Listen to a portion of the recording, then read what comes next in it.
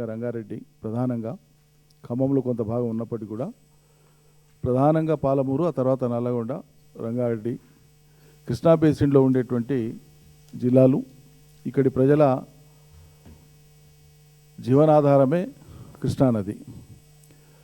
కృష్ణ మీద కట్టవలసిన సమయంలో కట్టాల్సిన ప్రాజెక్టులు కట్టకుండానే ఈ జిల్లా ప్రజల యొక్క ఉసురు పోసుకున్నది కాంగ్రెస్ సర్కారు. గత 50-55 సంవత్సరాల వాళ్ళ పరిపాలన కాలంలో, సమైక్య ఆంధ్రప్రదేశ్ పేరిట సాగినటువంటి పరిపాలనా కాలంలో ఈ జిల్లాలకు తీరనటువంటి ఘోరమైనటువంటి అన్యాయం, సాగునీటి రంగంలో చేసినటువంటి పాపం, అందులో సింహభాగం కాంగ్రెస్దే. ఇది ప్రజలకు తెలుసు. అందుకోసమే కేసీఆర్ నాయకత్వాన్ని వచ్చినటువంటి తెలంగాణ ఉద్యమం అత్యంత బలోపేతమై సాగునీళ్ల చుట్టే తిరిగి అంతిమంగా స్వరాష్ట్ర సాకారం అయ్యేదాకా ఉద్యమం కొనసాగిన విషయం అందరికీ తెలిసిందే. ఇవాళ కృష్ణా జలాలను కానీ, ఇక్కడ ఉండేటువంటి రైతాంగ అవసరాలను కానీ ఆంధ్రాకు పణంగా పెట్టి గురుదక్షిణ చెల్లించుకునేటువంటి రీతిలో రేవంత్ రెడ్డి సర్కార్ సాగుతూ ఉన్నది. కేఆర్ఎంపీ ఏపీకి అనుకూలంగా ఉంటున్నది. వాళ్ళు యథేచ్ఛగా తీసుకుపోతారు. కేఆర్ఎంపీ ఏపీకి అనుకూలంగా ఉంటుంది. సిడబ్ల్యూసీ అనుమతులు కానీ, అపెక్స్ కౌన్సిల్ అనుమతులు కానీ, కేఆర్ఎంపీ అనుమతులు కానీ ఏమీ ఉండవు. అన్ని బుల్డోజ్ చేసిపోతూ ఉంటే మరి తెలంగాణ సర్కార్ ఏం చేస్తున్నట్లు?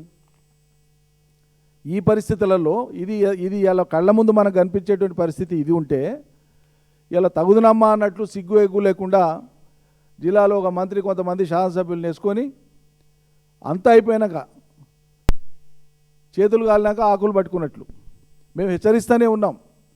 ఈ సంవత్సరం ఎప్పటికంటే కూడా అత్యధిక వర్షాలు కురిసినాయి.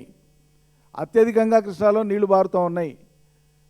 చెప్పంగా కూడా మొదటి వర్షాకాలం సీజన్లో 45 రోజుల దాకా లిఫ్ట్ ఇరిగేషన్ పంపులను స్టార్ట్ చేయలే పుణ్యాత్ములు.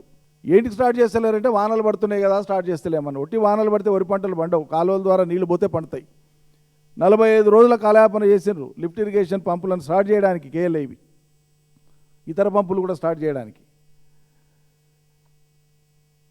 ఏపీ యథేచ్ఛగా ఉన్న నీళ్ళని దోసుకొని పోతుంటే ఓ దిక్కు వాటర్ తీసుకోవడము, ఇంకో దిక్కు జల విద్యుత్ పేరు మీద వాళ్ళంతా కూడా వాటర్ కిందికి డ్రా చేసుకొని ఇవన్నీ చేస్తూ ఉంటే నిరోధించలేకపోయినారు. ఇలా నోటికాడికి పంటలు వచ్చినాయి.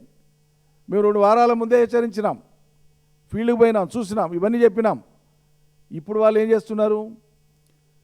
నిలువరించవలసినటువంటి ఏపీని నిలువరించకుండా, నీళ్లు తీసుకుపోయేటప్పుడు అడ్డుపడకుండా, కేఆర్ఎంపీ దగ్గర పాత్ర పోషించాల్సింది పోషించకుండా, కేంద్రానికి అపెక్స్ కౌన్సిల్కు లెటర్ రాయకుండా, ముఖ్యమంత్రి చేయాల్సిన ఏ పనులు ఏవి చేయకుండా నీళ్ళన్నీ పోయి ఇప్పుడు పంటలు ఎండిపోయేటువంటి దశ వచ్చినాక ఇప్పుడు ఫేస్ సేవింగ్ కోసం ఇలా శ్రీశైలం ప్రాజెక్టు కాడికంటే ఎమ్మెల్యేలను ఎంబడి తీసుకొని పోతారట. ఏం చేస్తారట? అది కూడా మీరు పోయేది ఆంధ్ర ప్రాంతానికి పోతురా, అవతల ప్రాంతానికి పోతుండ్రా? అవతల ప్రభుత్వం దగ్గర పోయి ధర్నా చేస్తుండ్రా?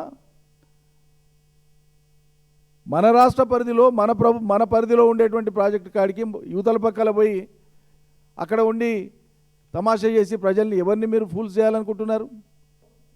ప్రభుత్వం యొక్క నిర్లక్ష్యం వల్ల, పట్టింపు లేనితనం వల్ల పంపులు మునిగిపోతే, వర్షాలకు మునిగిపోతే కనీసం వాడికి పోయి చూడడానికే ఓపిక లేదు, టైం లేదు మీ మంత్రులకు, ఎమ్మెల్యేలకు.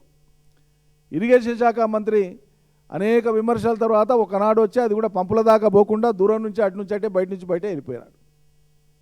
ఇది మీకు ఉండేటువంటి చిత్తశుద్ధి.